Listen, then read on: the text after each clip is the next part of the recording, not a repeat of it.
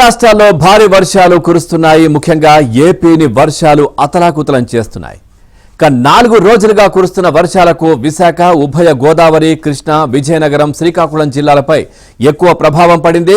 ఉమ్మడి తూర్పు, పశ్చిమ గోదావరి జిల్లాలోని ఏజెన్సీ ప్రాంతాల్లో వాగులు, వంకలు పొంగుతున్నాయి. ఎడతెరిపి లేని వర్షాలకు లోతట్టు ప్రాంతాలు జలమయమయ్యాయి. వర్షాలకు స్కూళ్లకు సెలవులు ప్రకటించారు. అటు వర్షాల ప్రభావాన్ని సీఎం చంద్రబాబు అధికారులతో సమీక్షించారు.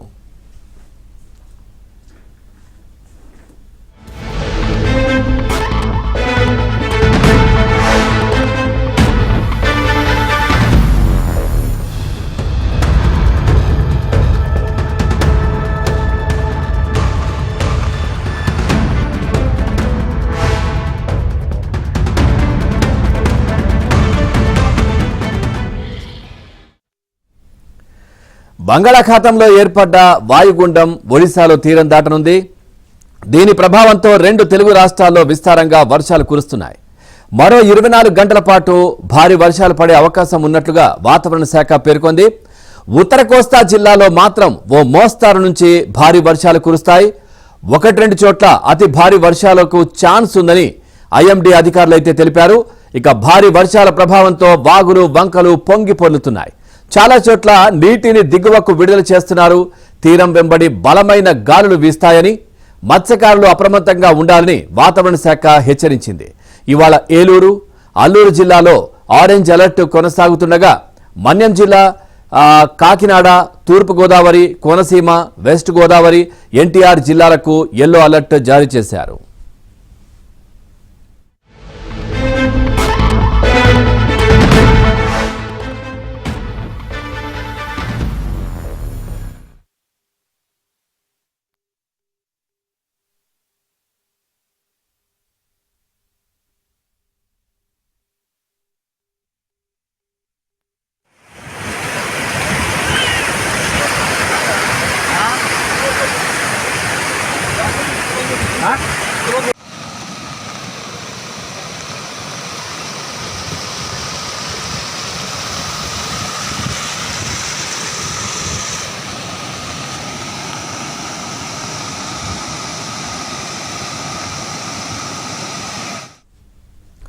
ఏలూరు జిల్లా జంగారెడ్డిగూడెం మండలం కొంగువారిగూడెం వద్ద ఎర్రకాలువ రిజర్వాయర్ నుంచి 12,000 క్యూసెక్కుల నీటిని దిగువకు విడుదల చేశారు. నిన్న 17,000 క్యూసెక్కుల నీటిని వదిలారు. వర్షాలు తగ్గుముఖం పట్టడంతో తాడేపల్లిగూడెం మండలం నందమూరు ఆక్విడక్ట్ వద్ద నీటి మట్టం తగ్గుతూ కనిపించింది.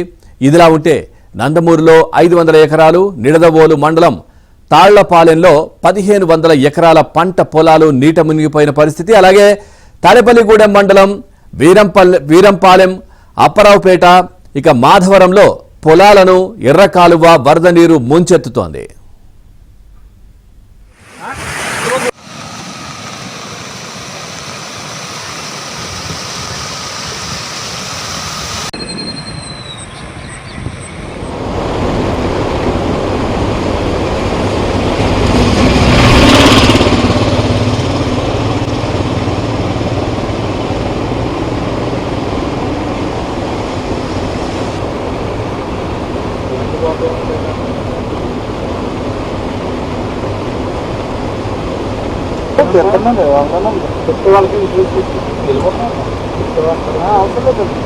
అది ఎక్కడ పెట్టేస్తాం కావాలంటే ఆ కారు కాల్చింది ముందుగారు ఎక్కడ కారు వస్తే. ఇక రాజమండ్రి సమీపంలో గోదావరి ఉగ్రరూపం దాల్చుతోంది. ధవళేశ్వరం కాటన్ బ్యారేజ్ వద్ద వరద పోటెత్తుతోంది. ఇప్పటికే ఆనకట్ట వద్ద నీటి మట్టం 8.30 అడుగులకు చేరుకుంది.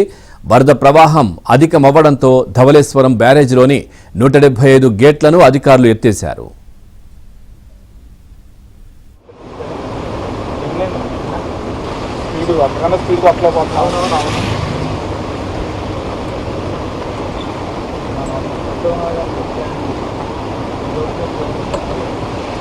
రన్నింగ్ వచ్చినా స్టార్ట్ అయ్యా ఆ వర్షం పడతానే ఉంది కంటి.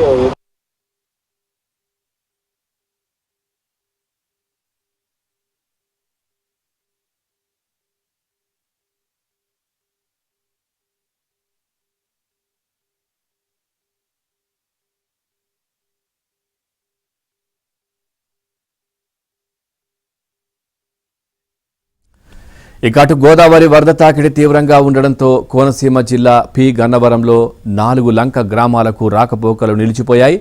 వేరే దారి లేక కొందరు నాటు పడవలపై రాకపోకలు సాగిస్తున్నారు.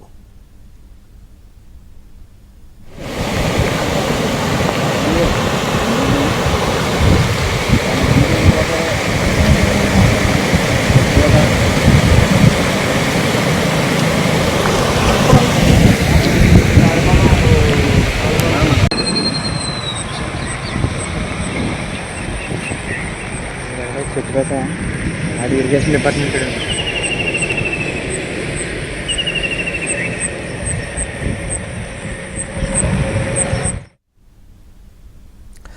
ఇక ఆంధ్రప్రదేశ్లో విస్తారంగా వర్షాలు కురుస్తున్నాయి. వాగులు వంకలు పొంగి పొర్లుతున్నటువంటి పరిస్థితి కనిపిస్తా ఉంది.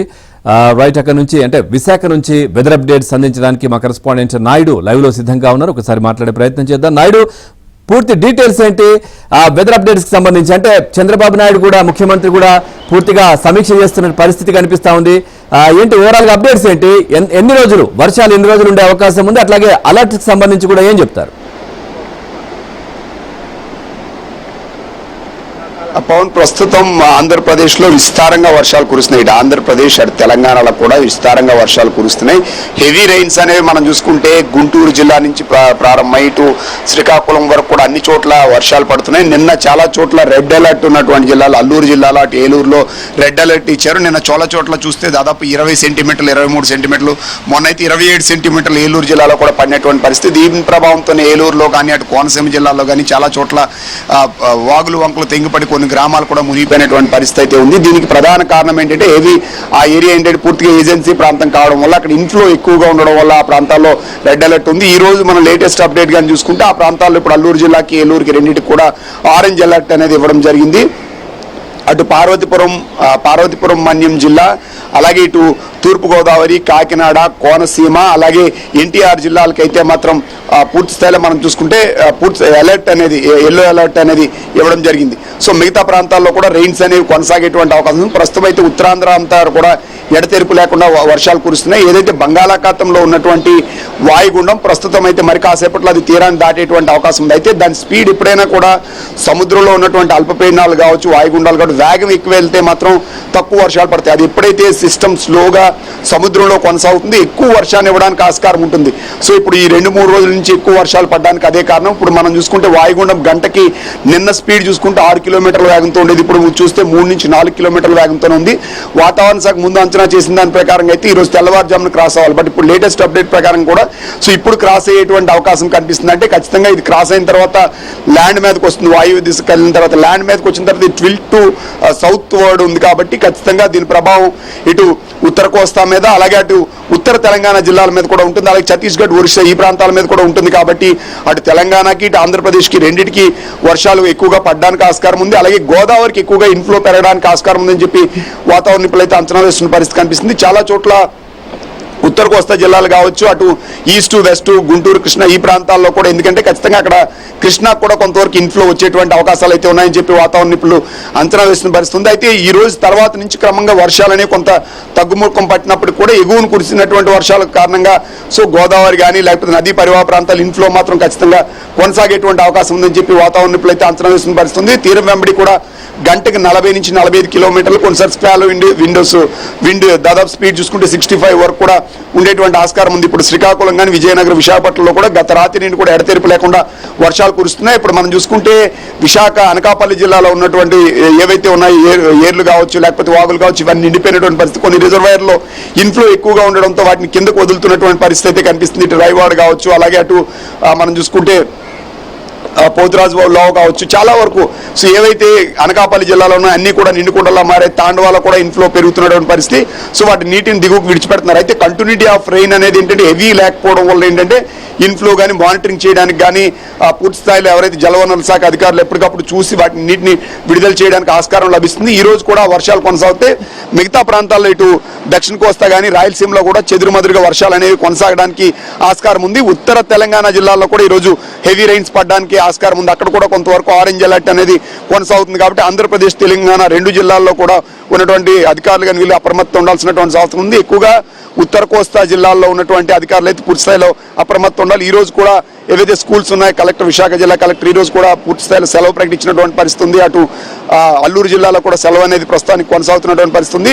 సో అధికారులను అప్రమత్తం చేశారు. ఎన్డీఆర్ఎఫ్ బృందాలను కూడా, ఎందుకంటే ఎక్కడైతే లో లైన్ ఏరియాస్ ముంపు గురే ప్రాంతాలను ఆ ప్రాంతాలన్నింటి కూడా ఎన్డీఆర్ఎఫ్ బృందాలను కానీ సహాయ చర్యలు అందించడానికి రెవెన్యూ సిబ్బందిని పూర్తి స్థాయిలో ప్రభుత్వం కూడా అలర్ట్ చేసినటువంటి పరిస్థితి కొనసాగుతుంది. ప్రస్తుతం విశాఖ, విజయనగరం, శ్రీకాకుళం, అటు ఈస్ట్ గోదావరిలో కూడా రెయిన్స్ అనేది ప్రస్తుతానికి పడుతున్నటువంటి పరిస్థితి ఉంది. అటు అల్లూరు జిల్లాలో కూడా చాలా చోట్ల పడుతున్నాయి. అల్లూరు జిల్లాలో అయితే కొన్ని ప్రాంతాల్లో వాగులు వంకలు పొంగిపోవడం వల్ల రాకపోకలకి, ఎందుకంటే ఏజెన్సీ గ్రామాల్లో గడ్డలు వాగులు దాటాల్సినటువంటి అవసరం ఉంది. సో వాళ్ళు దాటకుండా ఉండడానికి కావాల్సినటువంటి ఏర్పాట్లు ముందుగా ఇప్పటికే అక్కడికి అధికారులు చేరుకొని వారికి అవసరమైన సహాయ చర్యలు కూడా అందించడానికి సిద్ధమైనారు. ఎవరు కూడా అవసరమైతే తప్పితే కానీ ఆ వాగులు వంకలు దాటడానికి మాత్రం ప్రయత్నించొద్దని చెప్పి చెప్తున్నటువంటి పరిస్థితి అయితే కనిపిస్తుంది. Pavan. Right, thank you Naidu, thanks for the updates.